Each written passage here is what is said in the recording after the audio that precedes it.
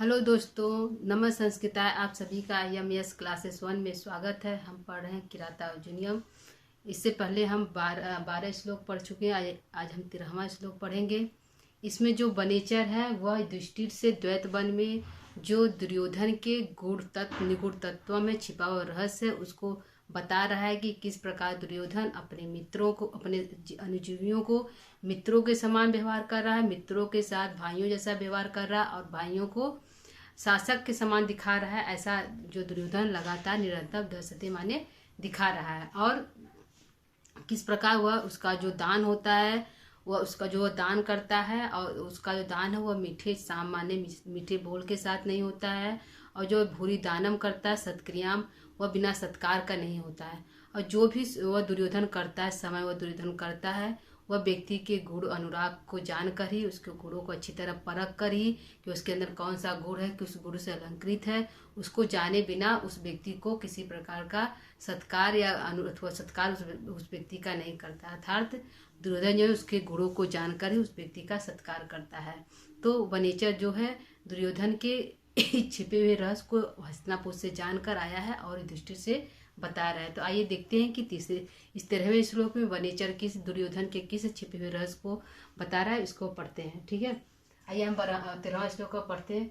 वसुनि वाछन वसी न मन्युना, वसुनि वाछन वसी न मन्युना, स्वधर्म इत्येव निवृत्त कारण, स्वधर्म इत्येव निवृत्त कारण, गुरुपदिष्टे रिपौ सुते अपि वा गुरुपदिष्टेन रिपौ सुते अपि वा निहन्ति दंडेन सधर्म विप्लवम, निहन्ति दंडेन सधर्म विप्लवम। वह दुर्योधन जो है स से किसका बोधा है? स माने वह दुर्योधन, दुर्योधन स माने वह दुर्योधन धर्म विप्लव, धर्म को रोकने के लिए जो अधर्म हो रहा है उसके राज में यदि किसी प्रकार का अधर्म हो रहा है, जनता अधर्म कर रही है, या कोई भी पुत्र है या पिता, कोई भी इसका रिलेशन हो, रिलेशन वाले हो, या पुत्र हो या भाई हो या फिर शत्रु हो, यदि कोई धर्म का उल्लंघन कर रहा है, कोई अधर्म कार्य कर रहा है, कोई गलत कार्य कर रहा है, तो उसको दंड के माध्यम से निहंती माने मारता है, समाप्त करता है। ठीक है दोस्तों, दंड के माध्यम से निहंती माने मारना या समाप्त करना, दंड मारना या समाप्त करना, दंड मान दंड के माध्यम से जो जैसा कार्य करता है, दंड के माध्यम से जो जैसा कार्य करता है, जैसे जो जिस प्रकार का अधर्म कार्य करे, छोटा या बड़ा, जैसा अधर्म कार्य करेगा उस माध्यम से उस व्यक्ति को दंड देने का कार्य जो दुर्योधन करता है। तो किसके उपदेश के कारण, कौन कहता है कि इस व्यक्ति को ये दंड दीजिए? तो वह जो दुर्योधन के जो बड़े हैं, गुरु उपदेष्टे हैं, गुरु के उपदेश, जैसे उसके गुरु उपदेश करते हैं, जैसे उसके गुरु बताते हैं, उसके गुरु जो है द्रोणाचार्य हैं, कृपाचार्य, और उसके उनके जो महामहिम जो पितामह, उनके कहने पर जो जो कह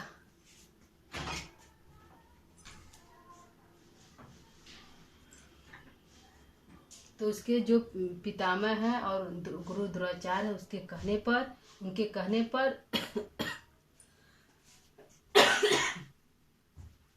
उनके कहने पर जो अधर्म है, जो अधर्म व्यक्ति करता है उसको दंड देता है वह दुर्योधन। स माने वह दुर्योधन अधर्म को रोकने के लिए धर्म के माध्यम से उस अधर्म को मारता है। और उसके किसके कहने पर? तो जो उसके गुरु हैं, जो उसके बड़े हैं, गुरु है द्रोणाचार्य और भीष्म पितामह, उसके जो पितामह है, उसके कहने पर, उपदेश करने पर, जो उपदेश करते हैं कि किस व्यक्ति को कौन सा दंड देना चाहिए। उपदेष्टे माने उपदेश करते हैं, गुरु उपदेष्टेन, गुरु के उपदेश के अनुसार, गुरु के उपदेश के अनुसार, जो गुरु उसके उपदेश करते हैं उसके अनुसार वह दंड देता है। तो किसको किसको दंड देता है?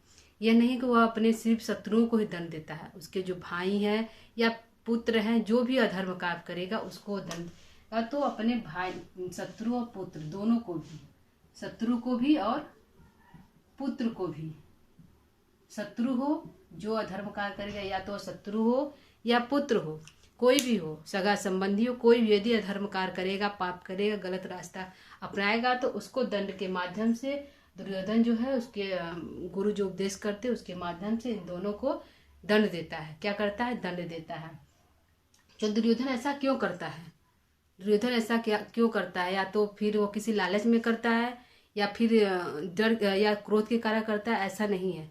वह दुर्योधन न तो किसी लालच में करता है कि वह राजा है, यदि वह दंड देगा, अपने शत्रुओं को दंड देगा तो उसको धन प्राप्त होगा, या फिर किसी या क्रोध करके या क्रोधित होकर मैं पुत्र पर या भाइयों पर बहुत अधिक क्रोधित होकर उसको दंड देता है। ऐसा नहीं है। वह दुर्योधन जो है वसुनी वांछन, न तो वह वसी माने बस में होकर अपने इंद्रियों, न तो वह वसनी माने धन की इच्छा करता, वांछन माने चाहता है, न तो धन के वशीभूत होकर, न ही वह मन्युना माने क्रोध के वशीभूत होकर। मन्युना माने क्रोध, मन्युना क्या अर्थ है दोस्तों? क्रोध। क्रोध है हमारा मन्युना, क्या अर्थ है? क्रोध है। तो वह तो न तो क्रोध के कारण करता है, बहुत अधिक क्रोध के कारण न तो करता है, न तो धन के वशीभूत होकर, कि उसको धन की बहुत इच्छा है। वो तो न तो धन की इच्छा के लिए न तो वो करता है, न ही क्रोध के कारण करता है।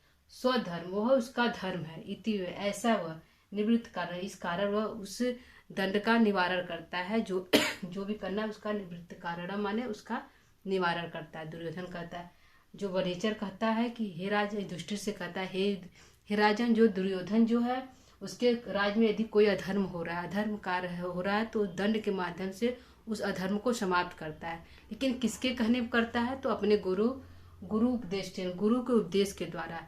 तो किसको किसको दंड देता है? सिर्फ अपने शत्रुओं को दंड देता है या कि अपने सगे संबंधियों, भाइयों, पुत्रों, उसको भी देता है? तो नहीं है, वह अपने शत्रुओं को भी दंड देता है, अपने भाइयों को भी दंड देता है। लेकिन यह नहीं है कि वो किसी क्रोध के कारण करता है। क्यों ऐसा करता है दुर्योधन? ऐसा नहीं कि वो क्रोध में करता है या किसी धन के लालच में करता है। वह दोनों इस अथवा में नहीं करता। वह तो न तो किसी धन के वशीभूत होकर करता है, न ही वह क्रोध के वश में होकर करता है। वह सोचता है कि यह मेरा धर्म है, क्योंकि वह राजा है, वह हस्तिनापुर का शासक है, वह उसको ऐसा करना चाहिए। क्योंकि यदि राज्य में अव्यवस्था, अधर्म ज़्यादा बढ़ गया तो राज व्यवस्था अच्छी तरह से नहीं चलेगा। तो उस अधर्म को रोकने के लिए यह उसका धर्म है, क्योंकि वो राजा है, शासक है। उसको हर लोगों को देखना चाहिए कहाँ अधर्म हो रहा है, कहाँ पाप हो रहा है, कहाँ अच्छा कार्य हुआ। तो देखते हुए स्वधर्म, वह उसका धर्म है। इस कारण वह इसका निवृत्त कारण माने निवारण करता है, समाप्त करता है। ठीक है दोस्तों, ये हमारा अर्थ हो गया। एक बार हम फिर देख लेते हैं अर्थ इसका। वसनी वांछन वसी न मनना, जो दुर्योधन है न तो किसी वसुनी माने धन, वसुनी का अर्थ होता है वसुनी माने धन, वांछा में चाहता है, न तो वह धन के वसी माने वशीभूत होकर, न तो वह धन के वशीभूत होकर, न ही क्रोध के वशीभूत होकर करता है। वह किसी न तो धन की इच्छा के लिए करता है, न ही वह क्रोध के बहुत अधिक क्रोधित है, ऐसा नहीं करता है।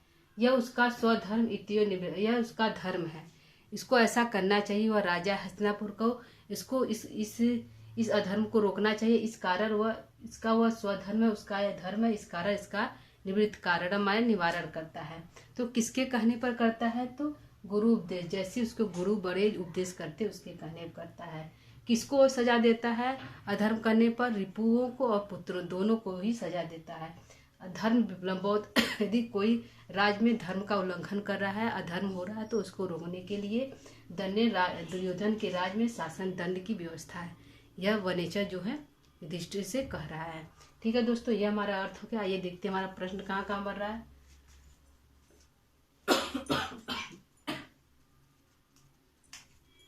यहाँ हमारा प्रश्न है, पहला प्रश्न हमारा यही है कि स शब्द से किसका बोध हो रहा है। पहला प्रश्न हमारा यह है कि स शब्द से किसका बोध हो रहा है? तो दुर्योधन का बोध हो रहा है। निहंती में हमारा पूछ लेगा, निहंती शब्द में कौन सा लकार और वचन है?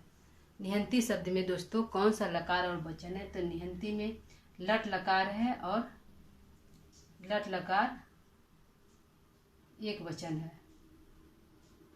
लकार एक वचन है। क्या है दोस्तों? एक वचन है। और इसका रूप चलेगा हंती हता घनंती। क्या है रूप? हंती हता घनंती। तो हंती हमारा बनेगा और नी उपसर्ग है। इसमें क्या है? नी उपसर्ग है। नी उपसर्ग है और हन धातु है। क्या है दोस्तों? हन धातु है। नी उपसर्ग हन धातु, तो निहंती बना। लट लकार एक वचन है। ठीक है, प्रथमा का एक वचन लट लकार, प्रथम पुरुष का एक वचन लट लकार है। ये हमारा प्रश्न है कि निहंती प्रश्न उठा तो निहंती किस वचन और लकार का है? तो निहंती हमारा लट लकार एक वचन प्रथम पुरुष का है और हन, इसमें कौन सा उपसर्ग है? नी उपसर्ग, और धातु कौन सा है? हन धातु है। हमारा दूसरा प्रश्न हो गया। इसमें होगा कि दुर्योधन जो है दंड के माध्यम से किसको रोकना चाहता है। हमारा प्रश्न है कि दुर्योधन जो है दंड के माध्यम से किसको रोकना चाहता है? तो धर्म विप्लव को, अधर्म को रोकना चाहता है। किसको रोकना चाहता है दोस्तों? दुर्योधन जो है दंड के माध्यम से किसको रोकना चाहता है? प्रश्न है दुर्योधन दंड के माध्यम से किसको रोकना चाहता है? तो आंसर हमारा होगा अधर्म को, जो धर्म विप्लव को, जो धर्म का उल्लंघन करा उसको रोकना चाहता है। तो धर्म के उल्लंघन का जो भी दंड देता है दुर्योधन, किसको दंड देता है? दुर्योधन किसको दंड देता है? तो सुतऊ और रिपऊ और सुते को, शत्रुओं को भी और पुत्र को भी, दोनों को दंड देता है। किसके कहने पर दुर्योधन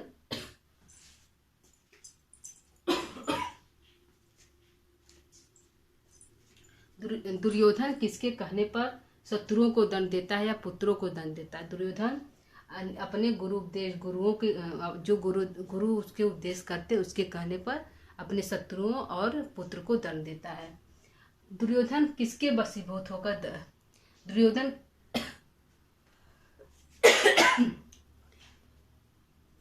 दुर्योधन किसके वशीभूत होकर दंड देता है? तो दुर्योधन न मन्युना, वह क्रोध के वशीभूत होकर दंड को नहीं देता है।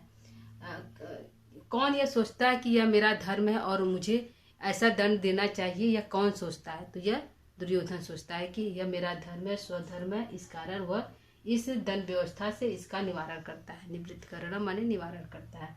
तो यह हमारा प्रश्न हो गया दोस्तों।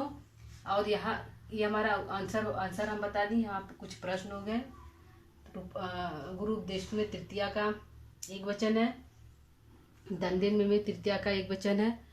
तो यह हमारा जो अर्थ हो गया, प्रश्न हो गया। यह हमारा आपका आज का प्रयास कैसा लगा दोस्तों, जरूर बताइएगा कमेंट करके।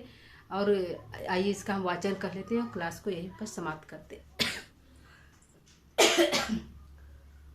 वसनिवाचन वसी न मन्युना स्वधर्म इतिये निवृत्ति कारण गुरुवदिष्टे रिपौ सुते अपि वा निहन्ति दंडेन सधर्म विप्लवम, निहन्ति दंडेन सधर्म विप्लव। तो दोस्तों आज का क्लास यहीं पर हम समाप्त करते हैं।